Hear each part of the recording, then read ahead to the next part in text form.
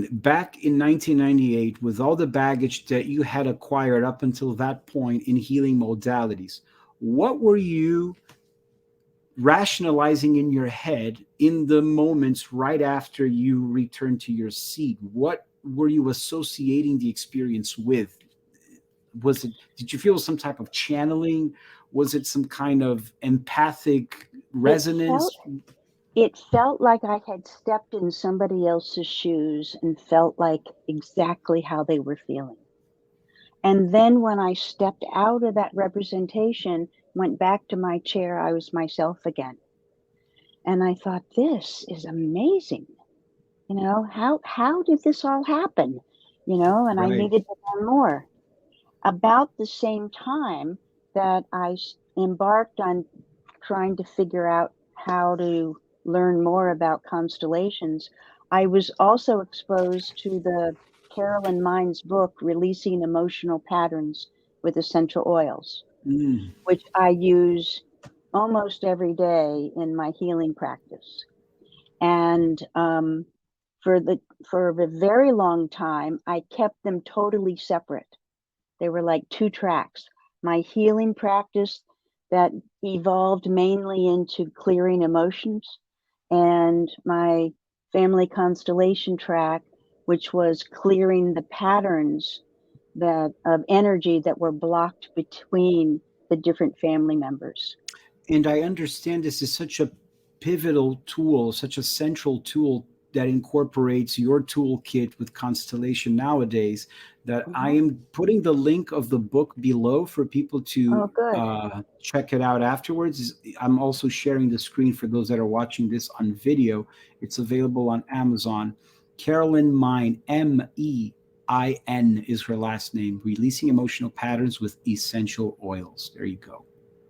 And she's put out a book in Portuguese, but it needs to be tweaked a little bit. So Good to maybe know. a few more months, it'll be in much better shape. Wonderful, wonderful. And so when we are talking about the essential oils, and how did you get connected to that, and how did you Hmm. realize you could bring that into constellations? I'm curious about that process. Yeah, I became aware of essential oils on the first trip I took to Egypt, Okay. and I bought a lot of oils and brought them home and would play with them, and I just didn't really understand that much about them. But I knew I never liked lavender, and lavender's with everything. And I Interesting. didn't understand it till I got Carolyn's book, and the emotion that lavender is associated with, at least one of the places, one of the emotions is abandonment. And it made perfect sense in my life because my mother had gone into the hospital 3 months after I was born. Oh And wow. and by the time she was out of the hospital, out of a body cast and out of a back brace, able to hold me, I was the big sister because my brother was born. How old were you So then? almost three. Oh wow. So you had the first 3 years, which are so important to develop that bond Yeah, with the mother. You didn't have that nurturing physically, right? right.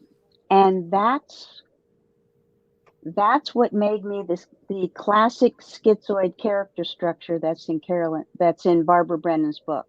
In her second book, I'm the I was the example that she used in writing up the schizoid character structure because I didn't have a mother.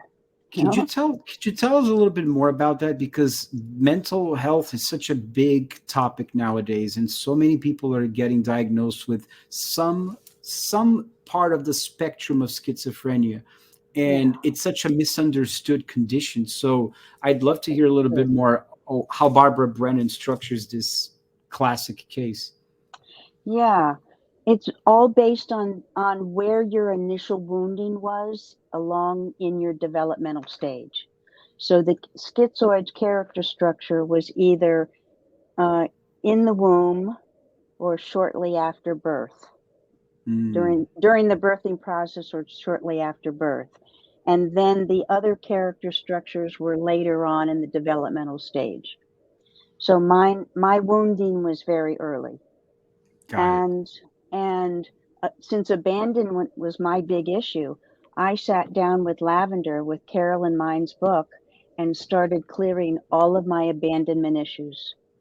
And I think that's what kept me out of my body a lot, because I wasn't connected to mother, And I initially. recall in one of our courses that you taught over the many weekends that we did together, you had mentioned that being out of our body is like a defense mechanism when we can't cope, and Exactly. we escape the body and we're sort of floating out there, and there's ways to ground and come back, and constellation is one of those tools, right? Yes. And clearing the emotions, I think, is even more important. With the Um, essential oils, for example, mhm. right?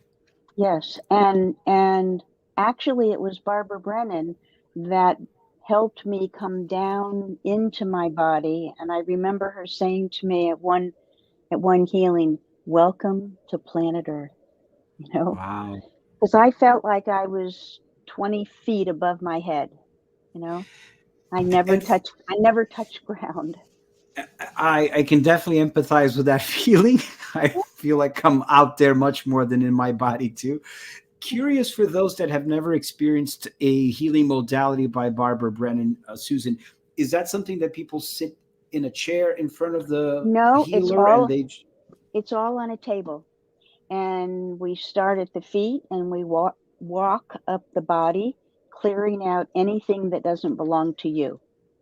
And then she has other healing um, techniques, Right. protocols, if you want to call them that. And I sort of go back between polarity therapy and what I learned at the Brennan School, and a little Got it. Shin Jyutsu if they need it, and and all the other healing modalities I've learned along the way.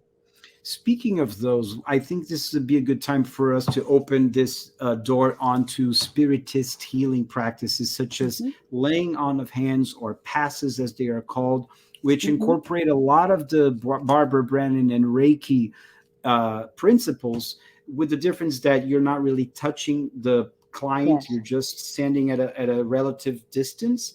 Hmm. And it's Christian based, so there's a lot of prayer and evocation involved mentally for the presence of guardian angels and spirit mentors to help us be a good vessel and a conduit for the energies to go through our hands into the centers of force, also known as chakras, of course, Right. onto the client. And in addition to that, you mentioned that as you go from the foot up the body in the Barbara Brennan method, you clear out anything that doesn't belong to the person. And in Yes. this spiritist world, this is something that they actively do as well, where in the clearing of the centers of force in the beginning, they disperse the energy to clear the chakras first, and then they start to infuse each chakra with the healing energy that comes through them. It's not Yes. from them only, but it Right. comes through them more importantly.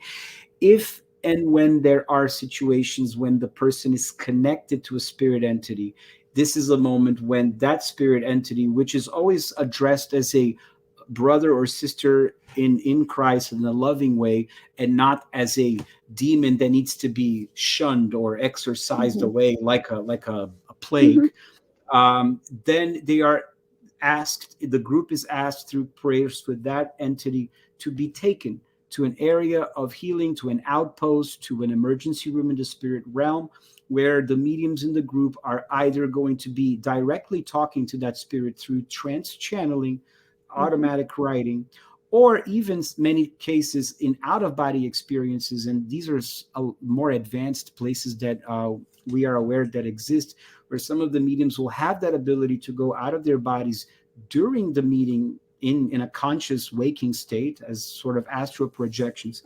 And Hmm. when it also happens is during the night when people go home and sleep, they'll report having very similar dreams when they were continuing sort of phase two of the healing work with those entities, all in the benefit of the person who received originally that passes, the laying on of hands, right?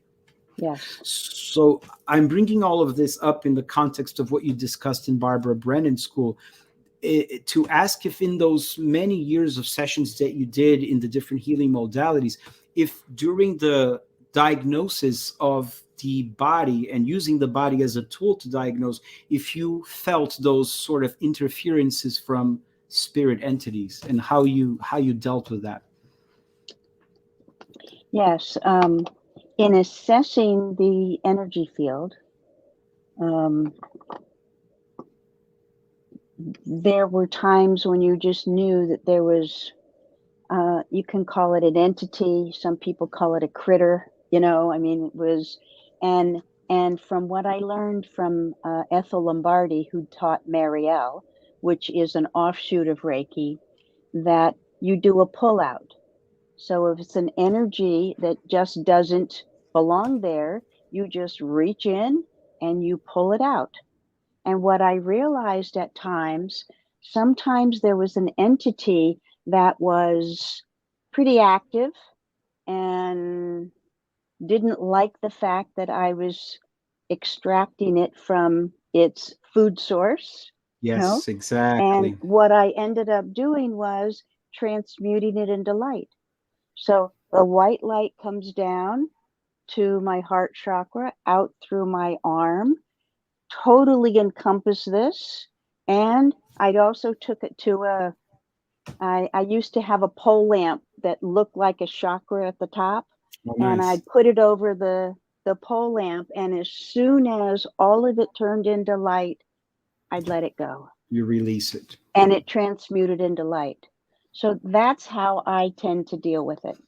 Beautiful. And in those situations, did you notice that the client reported anything Oh, in that they were relief, feeling or sensations, right? relief. Like there was always something heavy here, Heavy. or I always heard this voice that was telling me to do something that I didn't want to do, you Right. know. And so once you release that entity, the person feels so much better, because then it's more of them. It's their energy Their field. energy. Less of Yeah. what I heard also described by Thomas Kratzley from Lilydale up in upstate New York. Oh He yeah. calls it interdimensional codependency.